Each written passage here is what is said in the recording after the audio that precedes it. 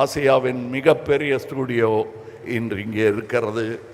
அது இங்கே இருப்பது நியாயம்தான்.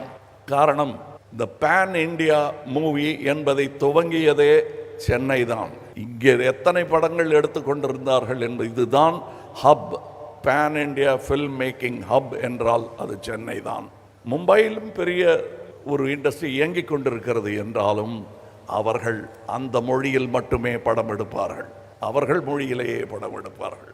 ஆனால் இங்கே ஏவிஎம் ஆகட்டும், மற்ற ஸ்டுடியோக்களாகட்டும், நிறுவனங்களாகட்டும், இயக்குநர்களாகட்டும், பல மொழிகளில் இங்கிருந்து படம் தயாரித்து அங்கு சென்று கொடி நாட்டி வந்தவர்கள்.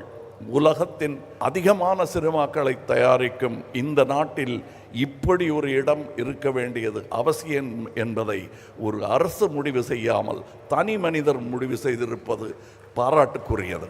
எத்தனை படம் பண்ணியிருக்கோம், எவ்வளோ சினிமாவை பற்றி பேசுகிறோம். இந்த மாதிரி ஒரு இடத்த கட்டணும்னு நான் பேசி தான் இருக்கேன், செய்யவே இல்லையே.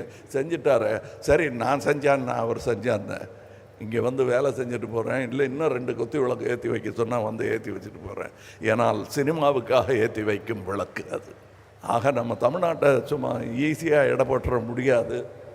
அதற்கு இப்படி ஒரு இடம் வேண்டும். நான் பெருமையாக மார்தட்டி சொல்லிக்கொள்ள ஒரு அட்ரஸ் வேண்டும். அந்த அட்ரஸ் இதுவாக இருப்பதில் எனக்கு பெருமை. காரணம், முதலாளியே எனக்கு பர்சனலாக தெரியும்.